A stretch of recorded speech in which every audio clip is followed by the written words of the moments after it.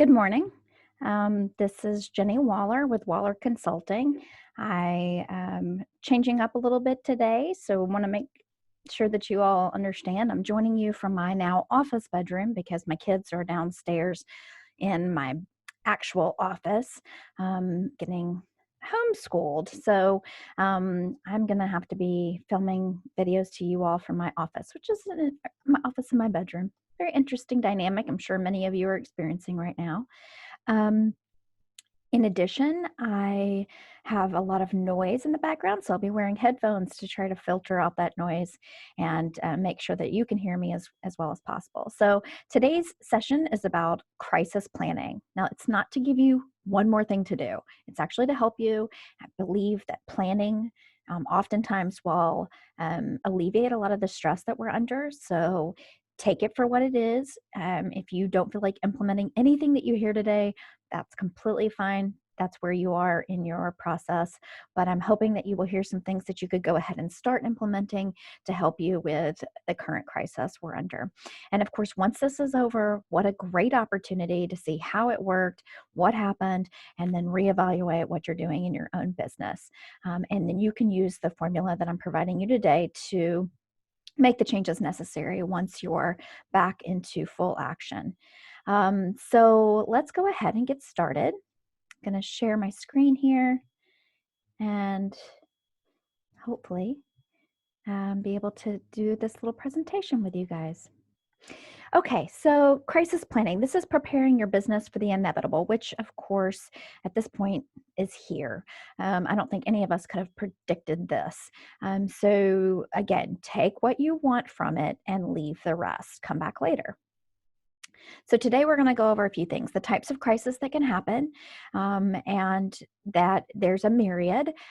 The worst of which thus far that I can tell is certainly this pandemic, though with a good crisis plan could definitely be managed. Risk survey analysis to see what position your organization or business is in right now to face any sort of crisis, the actual crisis plan and the elements of that, and then actual implementation of that plan. So what are some things that could happen? Okay, so the obvious. By the way, if you need to ask any questions, you can always email me at jenny.waller@wallerconsulting.org. I'm happy to answer any questions and send you resources that I have. So in regards to types of crisis, obviously pandemic, but also thinking of any theft by your staff members, embezzlement, bookkeeper theft, things that are happening at the higher level, so no one's really watching, especially in your smaller businesses. Fire or hurricane, so your natural disasters, a death of one of your key personnel. So we'll talk later about your crisis management team, a death member of one of those, especially your director or your founder, CEO. Lawsuits. And you see this a lot with nonprofits, especially, certainly with businesses as well. You carry a lot of liability insurance, but it can ruin your brand. So we'll talk about that. Negative media coverage, some of that's part of lawsuits, and of course, any sort of endemic health crisis like this. Some examples of negative media coverage and lawsuits. So Susan G. Komen, back in 2012, the federal funds were being threatened to be cut to Susan G. Komen if they didn't discontinue funding Planned Parenthood. And it was a really big circus, and people were divided down the lines of abortion and had some really strong opinions. Susan G. Komen came out very blatantly without surveying stakeholders, without getting a good idea of what its members looked like, its donors, its employees and staff, and said, we are going to continue what we're doing. And there was a huge backlash. They saw their federal funding dry up almost overnight. And in addition to that, individual donations really dried up. So in addition to having negative media coverage, they had a funding issue and they were in serious crisis, and they could have done with a crisis plan. A crisis plan would have involved knowing what their stakeholders wanted. Another example is the NFL with the domestic violence and sexual assault issues the NFL experienced a few years ago, and how they handled that was a bit of miraculous handling, in that now the NFL is one of the largest funders on college campuses of curriculum for athletes to prevent domestic violence and sexual assault. They also host a lot of commercials and things like that, and have a really good perception in the community of being an organization that is taking it seriously. So they had a plan in place, and it worked very effectively. Don't we all wish we had teams like marketing and management teams like the NFL? But we can be prepared. So the reason this came up for me was in 2012, the building that our offices were housed in had a large fire. The fire didn't actually burn our belongings, but they were affected by smoke damage. And more importantly, it was an unstable flooring. So we were not able to access our equipment and different items, and we couldn't see clients there. The building was ultimately gutted and had to be completely steel frame rebuilt at a certain point. But that was many years after we were already out. So in the meantime, I'm watching the flames go up the building, and I'm thinking in my head, I am the director of this organization, and I do not have a plan. What a scary position to be in. And some of you may have recently had this exact same thought. I'm watching the fires go up in my building, and I don't have a plan. So obviously, this is different than a fire, the pandemic, and you're having to make some different concessions, but really all crises are the same in their elements. So let's get started. First, are you ready? So let's do a risk assessment. Do you have a crisis management team? So let's say you are the CEO and you're it, right? You're boss lady, and you have a staff of a part-time bookkeeper and a paralegal. That is your crisis team. And you're going to get those folks together. And we're going to call on that. Do you have a crisis management plan? We need a physical document. I know, more paperwork, but it totally helps to have something written down that the entire team knows. What about an emergency kit or an evacuation route? Do you have a media plan like the NFL did? Susan G. Komen didn't, and it really affected them. Is your staff trained? Do you have an emergency budget? Can you float your organization or your business for 3 months without any income coming in? Do you have a timeline for getting back to business? A description of space and agreements that you might use if you have to be out of your space and rent other space? If you're working from home, how are you going to finance your employees using their own internet and different things for business while still paying your own bills? Do you have a succession plan for key management if someone leaves unexpectedly? These are things to consider. So drafting your plan. Let's see. First, you want to think of who's on your team. So we talked a little bit about if you're a small business, what it needs to look like. These are some other individuals that could possibly be on your board or your crisis team or your A team. You may not have a lawyer on staff. Most of us do not, but you may know a lawyer. And I would highly recommend you go ahead and contact them and let them know that if something happens, you would like them to be your go-to. And maybe not just one lawyer, but 2 lawyers. You also should have someone familiar with financials, easily accessible and part of your A team. Even if they're not key every day in your office, there should be someone that has some knowledge of financials and accounting background who can assist you in times of crisis. Excuse me. You also, if you're heavily in merchandise organization or business, you may want to have someone as a representative from one of your vendors. So really think outside the box here, but there needs to be a core team that would get together if that fire is going up the side of your building. So really simple, basic, something that most of us don't have. The American Red Cross recommends you have an emergency kit. And if you have to evacuate from your building, it's a hurricane and someone's injured, you have to have emergency supplies on staff. If your electricity goes out, you need flashlights.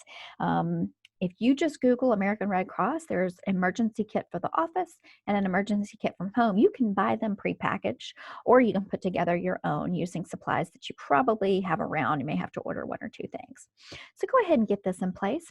It's not going to hurt. You go ahead and put it in the back of a shelf and not have to think about it until you review that crisis plan again in the following year.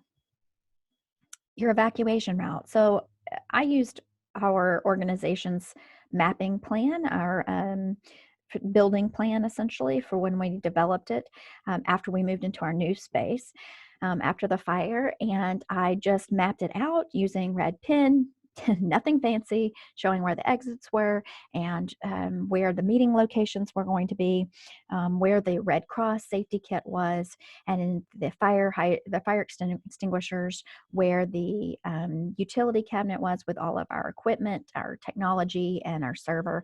So just some things that you would want to have mapped out on an evacuation plan map. And keep this in your Red Cross bag. Document retention. This is a huge issue, especially for small business. So you have all these documents that you never access on a daily basis. Your incorporation documents, your nonprofit 501c3 documents, your bylaws, or your employee handbook. I want you to think about the documents that you're going to need. I have a list. If you want to contact me, I'm certainly happy to share that. But there's a list of documents, inventories, photos of that inventory, your client records, any leases, emergency contact information, but also all your contract information, any contracts you have, deadlines. All of this needs to be scanned in, saved, and backed up to an external server somewhere out in the netherworld so that you can access it in case anything happens in your building or happens where you can't get back in, whatever the case may be. Audits, taxes, the basics information, and your team will come together and say what your list is. And it may be pretty extensive, and the list needs to be written in your management plan, and information about where those documents can be found should be very detailed out, mapped out in your crisis management plan. Okay. You also need to have written into your plan your space and equipment needs. If you end up losing your space, how much space are you going to need? So at STSM, at Sexual Trauma Services, where I was the director when the fire occurred, we had at that time, I believe 18 employees or 19 employees. How much square footage am I going to need? Am I going to need 10 offices? Can I squish some people in? Who can be squished in? I had to have that already mapped out. Do I have to have 19 computers, or can some people share? Can we alternate schedules so that some people are working days, some are working nights? There's computers can be shared, the space can be shared. Let's set some deadlines for getting up and running. We want to see how long can we literally get this show back up on the road if we are out of commission. Can we get computers in one day? Can we get space in one day? If we have everything in place, you should have no downtime between the incident occurring, the crisis occurring, and getting back up, going to making money. An accurate list of stakeholders. So all your contracts, all of your vendors, all of your donors, you need to have a really accurate and up-to-date list, whether that's in the cloud or something that you're constantly keeping up in your at home, whatever it needs to be. You need to have an updated list. You need to ask your crisis team to help you keep this updated. A media plan needs to be a part of this, especially if you're a nonprofit. Unfortunately, in nonprofit world, we are under such restrictions as to how we can operate. It's great. It means that we're going to be doing stellar work.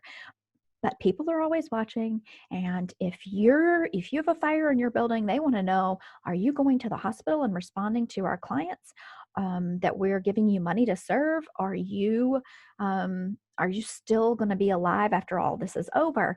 And in fact, for Sexual Trauma Services, our media plan ended up coming together very quickly, and we were able to use the fire as an opportunity to actually build new funding base and create additional funding for the organization. So in the long run, we actually made money off of the crisis. And that's really your goal, and not really off the crisis, but from the actual incident. It was a lot of trauma for the staff. So you're never going to come out equal, but you definitely can look at how you can at least benefit in some ways from the crisis occurring. A secession plan, you need to have this in place. If tomorrow your CEO, your founder, is hit by a Mack truck, we say this in law school, the Mack truck theory, if they disappear off the face of the earth, what is your plan? Could your organization keep going without interruption in service and interruption in business? In most cases, you are shaking your head because it's just not the case. You would probably stop all things. So have a plan in place. Who's going to come together and make the organization work if something happens to your primary leader? How are you going to continue operating and keeping the wheels in motion so that money is coming in and staff stay employed? Emergency budget. So that's expensive, right?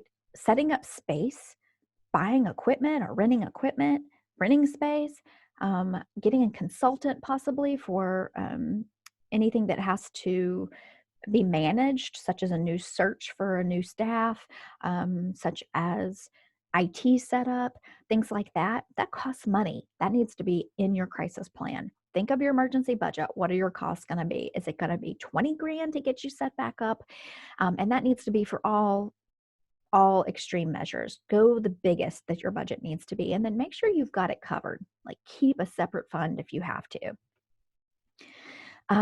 Let's see. Also think of things about counseling for your employees. An employee assistance plan, if you do not have one currently, or program, if you do not have one currently for your employees, is a very inexpensive way to tack on an additional benefit for your employees that is just will work wonders, especially during the time of crisis. And not just that, but strongly encourage all of your employees to participate in the plan and to use their sessions. You may also have to hire lawyers. Think about that for your emergency plan, and keep those names: lawyers, consultants, possible rented space, possible IT equipment, IT consultants if you don't have any that you work with now for your current system. Anyone that you're going to need to reach out to help you get up and running or to keep you running, keep that information in your actual crisis plan. For STSM, after the fire was over and the drama had passed and we had time to really reflect, I put into place contracts with organizations and businesses in town that would provide us office space at either free or reduced cost if we needed to move into their space. I also had a contract for contingency with a local IT company to help us get set up and running so that it didn't cost us so much money like it did the first go round to get set up and running outside the agency. We also created a lot of cloud-based systems and had to really do that security because we worked with clients' confidential information and had to develop and spend quite a bit of money on that to get systems in place to be able to operate outside the office if that ever came to. And it ended up being that we created a different business model while we were doing it, and then a lot of work could be done outside the office that had not been done prior. So it actually opened doors to different types of business and was good for us. It was a growth process. So I also want you to reflect on that if you had to cut your budget tomorrow by 50%, what would go? What would you have to cut? Many of you are going to say employees. Well, and that's the reality of our business. But which employees? And could you cut something like benefits and offer them, loss of benefits before you cut actual employees? Or could you cut their time differently? What are your agency's priorities? What are your organization's priorities? Is it about continuing to achieve, for sexual trauma services, it was to continue our crisis operations, and maybe counseling could go. And so we looked at which staff members would be the first that we would have to let go. We had a plan in place. What are your minimum monthly expenses? Absolutely minimum. Then make sure you have 3 months, at least 3 months of those in your budget are saved somewhere. And make sure you're always staying within financial policy compliance. When you get outside into an emergency situation, it's very easy to say, well, let's waive the rules about our financial policies. We don't need to necessarily comply with getting all these signatures on our checks. We don't necessarily need to comply with having a minimum amount in our endowment, on and on and on. That's just not true. Use your crisis as an opportunity to stabilize and to make sure you are complying with all of your policies that you have in place. They're there for a reason, and not to ignore them. For your succession plan, who's going to be the interim? Who's going to do the search to lead for another leader? Who's going to develop and support staff during the time that things are going on? Are your senior staff content so that if you do have change in leadership, they won't leave? How can you make sure they're content? Is your management team working well together? Do they work together every day? What about onboarding of staff members? And then, of course, expenses for that. And I'm way over. Sorry about that. So more than paper, it's a living document. You want to review with staff. You want to make sure that you walk through all the scenarios as well as onboard new staff. You want to have a team meeting regularly, and they should anyway, probably for other things. We'll just make part of crisis planning just a part of that. Maybe tack 5 minutes onto every meeting. You also want to do a review annually and make sure it's still working and applicable, because a lot of our businesses change after a year. And if you have a volunteer board, of course, you need to discuss the board volunteer with them. Many of them will, at least your board chair will be on your A team. So I want to give you a quiz, 2 chances to win a free organizational assessment. So if you will just email me, and my email will be at the end of this video, and you email me the answers to these questions, I will send you information about obtaining a free organizational assessment. So the first question is, do you have a crisis management plan? Are you operating under a crisis management plan right now during the pandemic? And the second is, do you have an emergency budget? Or are you really flying by the seat of your pants right now? The answers do not matter. These are questions I want you just thinking about. It's really important.